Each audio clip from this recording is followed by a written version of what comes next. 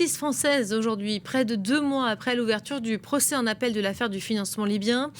La parole est au parquet général. Pendant 2 jours et demi, les 3 avocats généraux vont dérouler la démonstration de l'accusation avant de requérir mercredi des peines pour chacun des 10 prévenus qui sont jugés, on vous le rappelle, depuis le 16 mars dernier. Parmi eux, évidemment, le prévenu le plus célèbre de France, Nicolas Sarkozy. Bonjour Marie Schuster.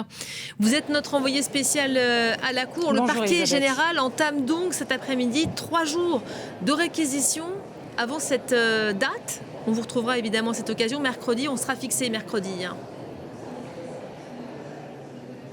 On sera fixé mercredi prochain, effectivement. Et cette journée de lundi est largement consacrée à l'accusation portant sur l'association de malfaiteurs. En première instance, je vous le rappelle, le ministère public s'était monté très sévère à l'encontre de l'ancien chef de l'État, requérant 7 ans d'emprisonnement et 300 000 € d'amende. Il avait dénoncé un pacte faustien scellé entre Mouammar Kadhafi et Nicolas Sarkozy. Un pacte, avait dit le ministère public, mu par une ambition dévorante. Fin de citation. Finalement, Nicolas Sarkozy avait été condamné à 5 ans d'emprisonnement avec mandat de dépôt, ce qui lui avait valu une incarcération à la prison de la Santé durant 3 semaines. Dans le cas où Nicolas Sarkozy, cette fois-ci en appel, n'aurait pas su convaincre les magistrats, eh bien, il risque une peine supérieure, jusqu'à 10 ans de prison.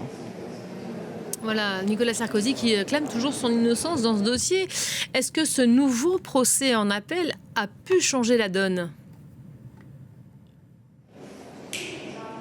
Mais écoutez, Nicolas Sarkozy a tenté d'introduire une notion nouvelle au cours de ce procès en appel et d'apporter aux magistrats une explication convaincante sur l'existence de flux financiers qui auraient transité par les comptes de Ziad Takieddine, suspecté d'avoir servi d'intermédiaire dans cette affaire entre Nicolas Sarkozy et Mouammar Kadhafi. Selon l'ancien chef de l'État, ces fonds libyens n'auraient pas servi à alimenter sa campagne électorale, comme le suggère l'accusation, mais au contraire auraient été destinés à nourrir le train de vie du clan Sénoussi, des proches de Mouammar Kadhafi, sous forme de rétrocommission.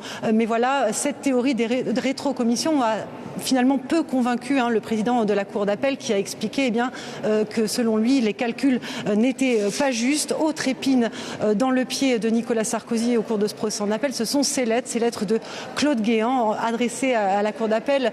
Claude Guéant lui-même mis en cause dans cette affaire et qui n'a pas pu assister à ce procès pour des raisons de santé, et qui a largement expliqué dans ces lettres qu'il n'avait agi que sous le contrôle de Nicolas Sarkozy, notamment en étudiant les recours judiciaires possibles concernant Abdallah Sénoussi, sous mandat d'arrêt depuis sa condamnation pour avoir commandité l'attentat du DC-10 d'UTA. Autant d'éléments qui viennent s'ajouter à la colère des familles des victimes du DC-10 d'UTA, qui se disent très choqués, ce sont leurs mots, très choqués que de voir l'ancien chef de l'État réécrire l'histoire depuis ces 2 derniers mois.